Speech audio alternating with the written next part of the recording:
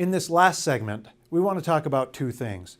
First, how do you get your point across in an organizational setting?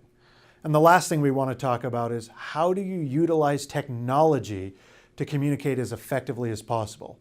Really successful leaders tend to be very savvy in using the appropriate technology for the communication circumstance that they find themselves in. If you want to get your point across to people, because what you have to balance, remember, is your task is to get your point across along with the relationship. That major balance is having your needs met, being assertive, being aggressive, while balancing someone else's thought, that supportive communication. So how do you get your point across? Well, here's what you do. First you have to empathize with the receiver. And what I mean by that is you have to say, okay, if I were in their position, how would I likely receive what I'm about to say? Okay, not easy to do, but it matters. Just get to the crux of what you're saying. Just get to it. Say it. Don't beat around the bush. Show that you're confident in who you are and what it is that you need to say. Now, this is where we get into techniques here. Repeat the central message of what you're saying often. In different ways, maybe, but get to it. And then say it over and over. Timing matters. Okay, timing matters. We see the bad timing of firing from that AOL CEO, Tim Patch. That was not the right time to fire someone when you're on that kind of 1,000-employee communication situation. The other thing I would say about timing matters is if you have something important to communicate that you're hoping people will get, you don't want to do it on the day where a bill determining whether or not your agency is going to exist or your division is going to exist anymore or not is coming out from the legislature. It's being voted on. It's going to be, what you have to say is going to be white noise on that kind of a day. Does that make sense? This is, by the way, this is a very common practice in politics. Politicians who want to communicate bad news do it on a day. You know when you do it on the day after the Super Bowl, because no one's paying attention. No one's paying attention to that political news, right? Or you sneak it out on a weekend when fewer people are reading, or watching the news or that kind of thing. Timing matters, okay? And then ask for a paraphrase. If it's really important that you know that the person understood what you said, you can ask them, you can say, can you tell back to me what I said there?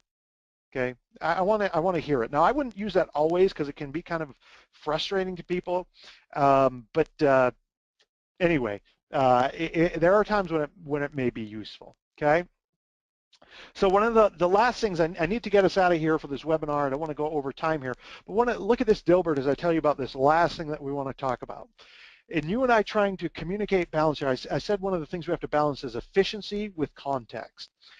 Well, this is where technology comes in. Okay, technology reduces context, it increases efficiency.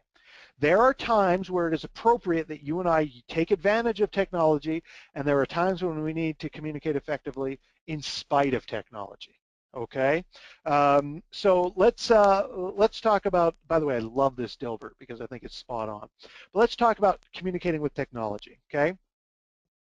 Here's what can happen. The first thing that we want to be careful when we communicate using technology is message misinterpretation.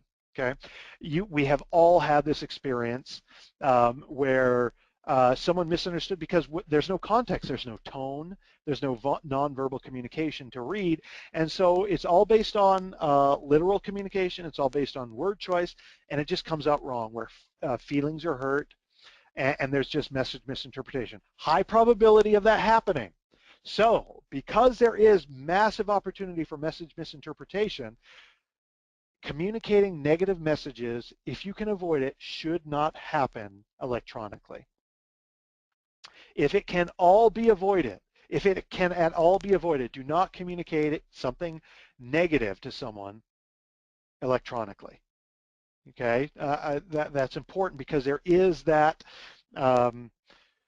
that element for not getting the context. Okay, and people, it just seems like bad form to people.